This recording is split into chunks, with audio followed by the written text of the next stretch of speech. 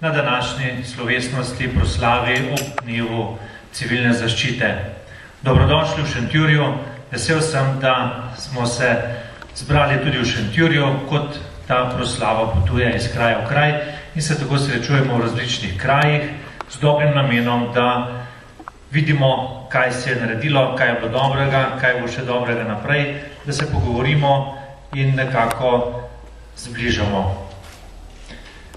Pozdravljam nam posebej naštevo vse drage goste, glavnem je že naštela, od kolegov, županov, vodstva civilne zaščite, vseh profesionalcev, uslužbencev civilne zaščite, policije, vojske, do vseh prostovoljcev, številnih prostovoljcev, brez katerih te mreže, te službe ne bi bilo.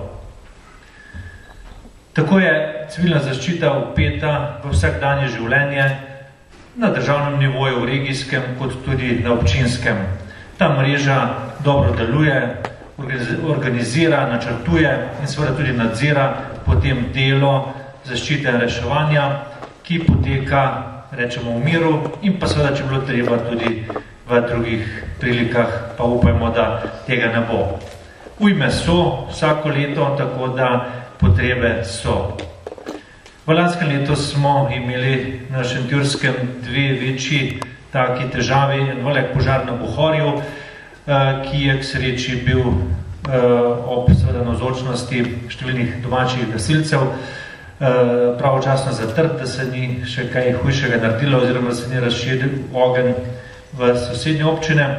Pa seveda lansko leto tudi naravne ujme niso prizanašale toča, neurje z odkrivanjem streh, poplavami in pa uničevanjem pridelka, streh in podobno. Tudi nekaj manjših požarov. Toliko v naši občini, ki je kar velika občina, ostala v glavnem v starem obsegu. Če dovolite, da malo povem, ker ste iz različnih krajev in drugih občin. V okviru 19 000 prebivalcev občina Dobje se je izločila iz prejšnje občine, ko je bilo v Sloveniji 60 občin. Je v glavnem podeželska, sega od Drameljskih goric do sredine Bohorja, kjer mejimo na občino Krško. V primeru vzhod-zahod je pa nekako ni tako široka, mejimo na Štore in pa na Šmarje. Glavna podeželska z raztresenimi prebivalci, z veliko plazov, tudi poplave ogrožajo sam Šentjur in tudi drugje, tako da je kar raznoliko področje z raznolikimi potrebami. Imamo 11 gasilskih društev, ki so zelo prizadevna, tako da zlasti v lanskem letu so ženska ekipa bila med prvimi, mislim, tudi na državnem tekmovanju, prav tako tudi ekipa prve pomoči gasilske enote je bila regijska na preverjanju v regiji prva, potem pa na državnem tudi zelo dobro se odnesla. Tako zahvalo številnim prostovoljkam in prostovoljcem, tako v gasilskih vrstah, Rdečem križu in tudi drugje, se lahko zahvalimo, da to delo teče, kadar treba nastopijo, seveda se pa vmes tudi izobražujejo, sodelujejo, tekmujejo in tako sklepajo čvrste vrste poznanstva in pa sodelovanje. Zelo dobro sodelovanje je tudi med sosednjimi gasilskimi društvi, tako da tu ni meje, delajo pač preko meja. Ko sem že omenil gasilce, vemo, da je glavni problem status gasilca, kjer so zaposleni.